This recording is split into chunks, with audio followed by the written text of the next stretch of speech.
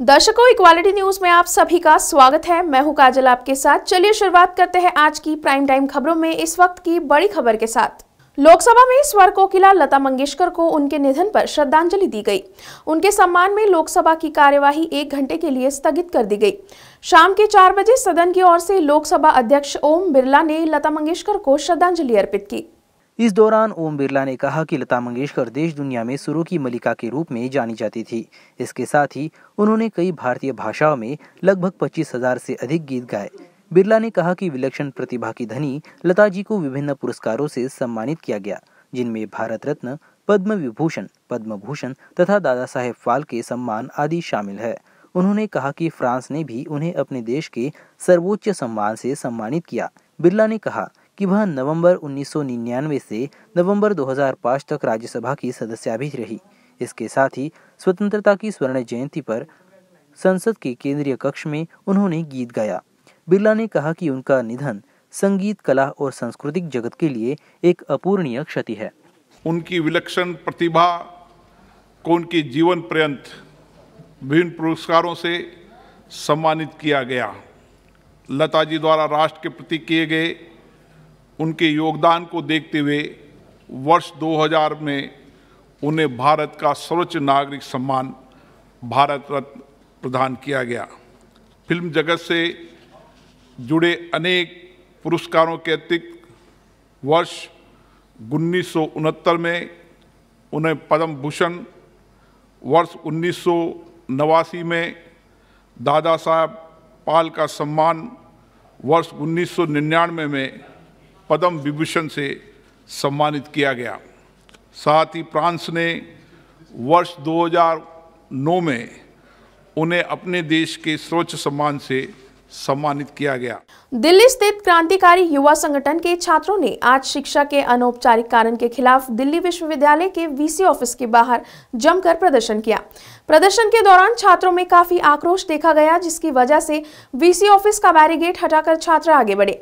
इस दौरान equality news को प्रतिक्रिया देते हुए छात्रों ने बताया कि वे पिछले 2 सालों से सड़कों पर है और अब भी लगातार अपनी मांगों के लिए आवाज उठा रहे हैं।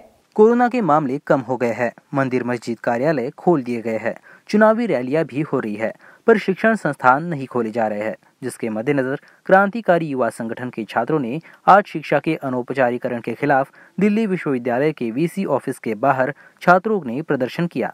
छात्रों ने आरोप लगाते हुए कहा कि ये सरकार प्रोग्रेसिव छात्रों को पढ़ाई लिखाई से वंचित रखना चाहती है, ताकि छात्र ज्यादा सवाल जवाब ना कर सके। आज छात्रों ने वीसी ऑफिस के बाहर सुबह 11 बजे से प्रदर्शन शुरू कर वाइस चांसलर योगेश सिंह के नोटिस का इंतजार किया। पहले योगेश सिंह ने आज शाम तक नोटिस देने की बात कही, लेकिन कुछ देर बाद वे नोटिस 1 हफ्ते बाद जारी करने की बात कहते हुए अपनी बात से पलटते नजर आए। छात्र भी अपनी जिद पर डटे रहे। उन्होंने अनिश्चितकालीन धरना देने की बात कही। इतना सब होने के बावजूद योगेश सिंह छात्रों का सामना करने के लिए तैयार नहीं है। यहाँ पर दिल्ली यूनिवर्सिटी के जो छात्र हैं वो अपना आक्रोश प्रदर्शित करते हुए यहाँ पर दिल्ली यूनिवर्सिटी के जो वाइस चांसलर हैं उनसे यूनिवर्सिटी तत्काल रूप से खोलने के लिए यहाँ पर धरना प्रदर्शन में छात्र बड़ी संख्या में आज शामिल हुए हैं। दिल्ली यूनिवर्सिटी के अलग अलग कॉलेजेस से, अलग अलग डिपार्टमेंट से, दिल्ली यूनिवर्सिटी के SOL से, NC वेब से, रेगुलर कॉलेजेस से।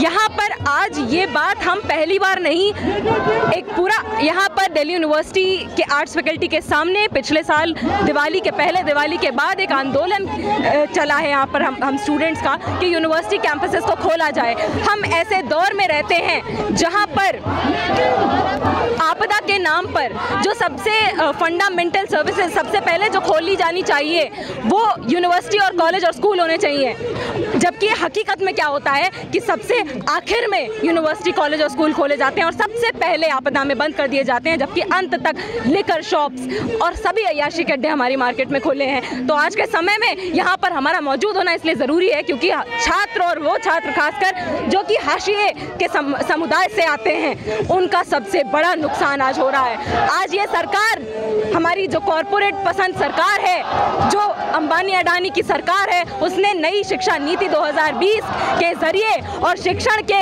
अनौपचारीकरण का पूरा रास्ता साफ कर दिया है। ये जो ऑनलाइन शिक्षण और परीक्षा चल रहा है वो साफ साफ आज गरीब छात्र को, हाशिए के समुदाय से आने वाले छात्र को पब्लिक फंडेड एजुकेशन के दायरे से पूरी तरह से औपचारिक शिक्षा के दायरे से बाहर निकालने का काम करता है। और आज हमारा ये संघर्ष सिर्फ यहाँ पर कैंपस खोलने तक की संघर्ष तक सीमित नहीं है। हमारा संघर्ष नई शिक्षा नीति 2020 के खिलाफ भी है, जिसका इम्प्लीमेंटेशन हम इस ऑनलाइन एजुकेशन में देख रहे हैं साफ साफ। और उसके बाद यहाँ से हमारा जो एक लंबा संघर्ष रहा है शिक्षा का, उसमें हम ये भी नारा देते हैं, क्रांतिकारी युवा संगठन की तरफ से मैं ये बात रखना चाहूँगी कि हमारे समाज में आज जो नई शिक्षा नीति है उसकी दिशा ये होनी चाहिए थी कि हमारे समाज में बराबर शिक्षा के लिए रास्ता साफ किया जाता। बल्कि आज क्या किया गया है, पूरी तरीके से जो बचा कुचा पब्लिक फंडेड एजुकेशन था उसको कॉरपोरेट के हाथों में दे दिया गया है। आज आप देख लीजिए दिल्ली विश्वविद्यालय में जो एक बड़ा हिस्सा है छात्रों का SOL और NC वेब में जो पढ़ते हैं, दिल्ली यूनिवर्सिटी के रेगुलर कॉलेज से कई गुना ज़्यादा जो हिस्सा वहाँ पर पढ़ता है, उसकी आज ये हालत है कि अगले महीने एग्जाम होता है तो एक हफ्ते पहले स्टडी मटेरियल आप SOL में आज जाके पता कर लीजिए मट रहा है। और बाकी जो छात्र हैं उन्हें ये भी नहीं बताया गया, उन्हें PDF तक नहीं प्रोवाइड किया गया है। हम उस देश में रहते हैं जहाँ पे एक बहुत छोटा सा हिस्सा ऐसा है जिसके पास अनलिमिटेड डेटा। दिल्ली से शिवानी स्वरूप की रिपोर्ट, इक्वालिटी न्यूज़ के लिए।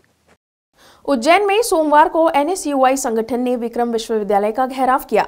इस दौरान जमकर हंगामा हुआ। NSUI के नेताओं ने विश्वविद्यालय के समक्ष छात्रवृत्ति और परीक्षा से जुड़ी 2 महत्वपूर्ण मांग रखी है। मांगे पूरी नहीं होने पर उग्र आंदोलन करने का अल्टीमेटम भी दिया गया है। वहीं प्रदर्शनकारी विद्यालय के गेट पर भी चढ़ गए। सोमवार को भारतीय राष्ट्रीय छात्र संगठन के प्रदेश अध्यक्ष मंजुल त्रिपाठी के नेतृत्व में उज्जैन के विक्रम विश्वविद्यालय का घेराव किया गया। विद्यार्थियों को विक्रम विश्वविद्यालय परिसर में घुसने से रोकने के लिए मुख्य द्वार पर ताले लगा दिए गए थे, लेकिन विद्यार्थियों ने 12 फीट ऊंचे गेट पर चढ़कर परिसर में प्रवेश कर लिया। इसके बाद विक्रम विश्वविद्यालय परिसर में जमकर नारेबाजी हुई। NSUI के छात्र नेताओं ने विक्रम विश्वविद्यालय प्रशासन पर गंभीर आरोप लगाए हैं। NSUI नेता अंबर माथुर ने बताया कि विक्रम विश्वविद्यालय के OBC वर्ग के विद्यार्थियों को काफी समय से छात्रवृत्ति नहीं मिल रही है। इसके अलावा SC वर्ग के कुछ विद्यार्थी भी छात्रवृत्ति संबंधी परेशानियों से जूझ रहे हैं। इसे लेकर कई बार विक्रम विश्वविद्यालय के कुलपति डॉक्टर अखिलेश कुमार पांडे का ध्यान आकर्षित किया गया, लेकिन अभी तक समस्याओं का समाधान नहीं हुआ है, जिसके कारण विद्यार्थियों के सामने सतत परेशानियां बनी हुई है। राज्यसभा में राष्ट्रपति रामनाथ कोविंद के भाषण के संदर्भ में सभी को बोलने का मौका दिया गया था, जहां राष्ट्रपति ने अपने अभिभाषण में सरकार की खूबियां गिनाई।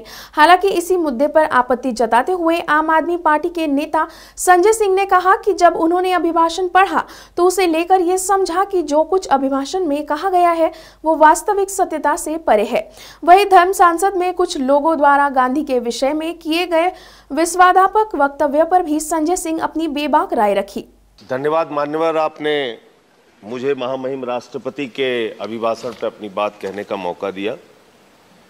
मान्यवर, जब मैं महामहिम राष्ट्रपति जी का अभिभाषण पढ़ रहा था तो मुझे लगा कि इतनी बड़ी बड़ी बातें इस भाषण में सरकार के द्वारा महामहिम जी के माध्यम से कहलवाई गई है, जिसका वास्तविकता से कोई लेना देना नहीं है। जमीन पे आप ठीक विपरीत काम करते हैं, और जब महामहिम राष्ट्रपति का अभिभाषण करवाते हैं तो आप श्रेष्ठ भारत, एक भारत, सबका साथ, सबका विकास और अमृत महोत्सव की चर्चा करते हैं।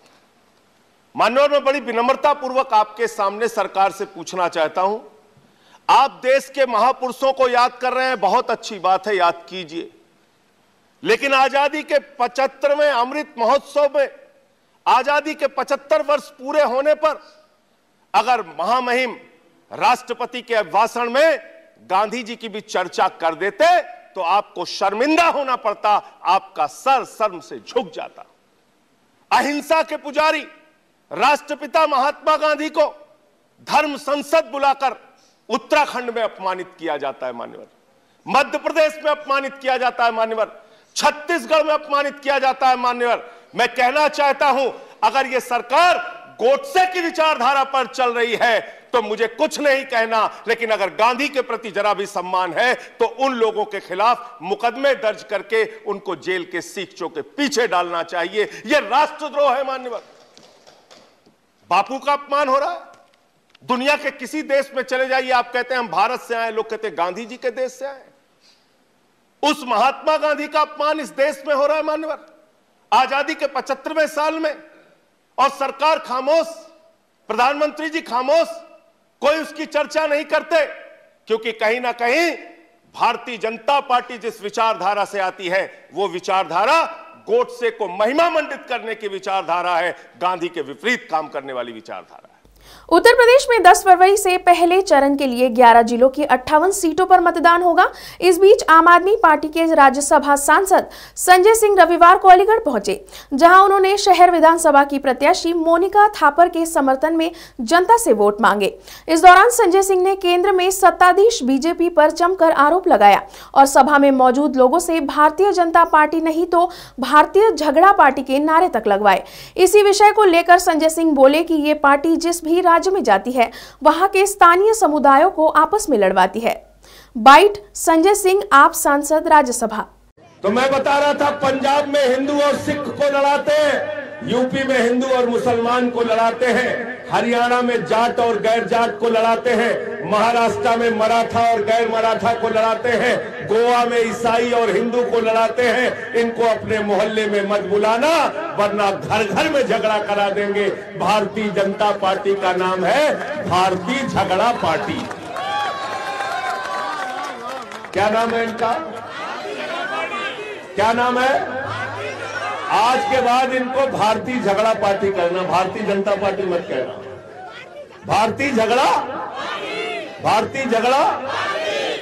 अभी गए थे बाबा जी कैराना, तो कैराना में कह रहे थे गर्मी ठीक कर देंगे, गर्मी सही कर देंगे, गर्मी उतार देंगे। ऐसे किसी मुख्यमंत्री को बोलते हुए सुना है क्या? सुना है कभी? सुना है कभी? ये चौराहे के गुंडे का चुनाव हो रहा है कि विधायक का चुनाव हो रहा है? बताओ। विधायक का हो रहा है ना? क्या कह रहे हैं? गर्मी ठीक कर देंगे। तो मैं तो जाता हूं, मैंने कई बार देखा है हमारे यहाँ उत्तर प्रदेश में अवध के इलाके में ओझा लोग भूत उतारने के लिए झाड़ू का इस्तेमाल करते हैं। आप क्या करते हैं कि नहीं करते? अलीगढ़ में करते हैं कि नहीं करते? तो जिन लोगों के दिमाग पर सत्ता का भूत सवार है, झाड़ू मार मार के उनका भूत उतार दो भैया,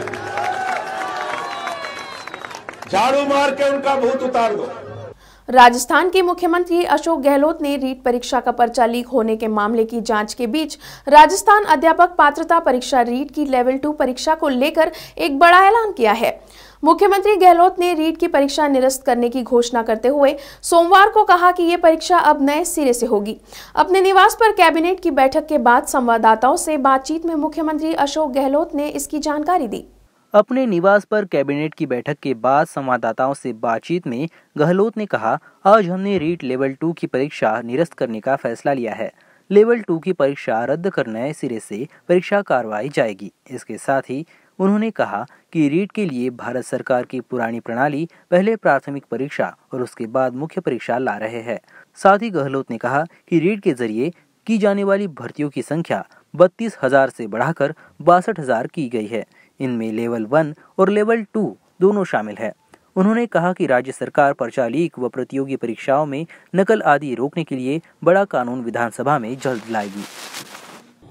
जो इश्यू नहीं होता, नॉन इश्यू को इश्यू बना रही हो, नॉन इश्यू को इश्यू बनाने का इन्होंने धंधा कर रखा है। धंधा करने का हो गया मतलब कि कोई इश्यू बनता ही नहीं तो धंधा कर रहा है। मतलब एक प्रकार से हर चीज को आप तो मीडिया के माध्यम से आप ट्रायल करते रहो, मीडिया ट्रायल करवाने के लिए।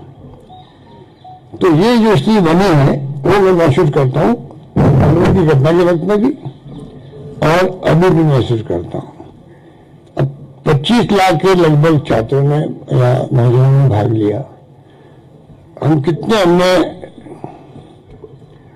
आप समझ लीजिए कि उनके प्रति ये भावना वाली थी सबकी कि भाई कैसे 25 लाख लोग जीरो में जाएंगे, कहाँ तो रुकेंगे, कहाँ खाना खाएंगे। सर्दी का वक्त है तो हमने तमाम जगह मैनेजमेंट, मैंने खुद मीटिंग बुलाई और हमने उनको सारे बसें फ्री की थी पहले रोडवेज की, फिर मालूम पड़ा तो कम पड़ गई तो वह प्राइवेट बसें करो। आज 7 फरवरी त्यागमूर्ति माता रमाबाई अंबेडकर इनकी जयंती दिवस है। आज देश भर में इनकी जयंती मनाई गई, उन्हें याद किया गया। डॉक्टर बाबा साहब अंबेडकर के कार्यों को बढ़ावा देने और उन्हें उस स्थान पर पहुंचाने में माता रमाबाई का योगदान अविस्मरणीय है। वो वर्तमान समय में महिलाओं के लिए प्रेरणा स्रोत है। माता रमाबाई से प्रेरणा लेकर हम अपने परिवार और समाज को सुधारने में महती भूमिका निभा सकते हैं। आज त्यागमूर्ति माता रमाबाई अंबेडकर इनकी 122वीं जयंती के उपलक्ष्य में उन्हें इक्वालिटी न्यूज की ओर से विनम्र अभिवादन। आज की प्राइम टाइम खबरों में इतना ही। फिर होगी आपसे मुलाकात, तब तक के लिए आप देखते रहिए इक्वालिटी न्यूज। खबरों की अधिक जानकारी के लिए आज ही डाउनलोड और सब्सक्राइब करना ना भूलें इक्वालिटी शॉप ऐप को।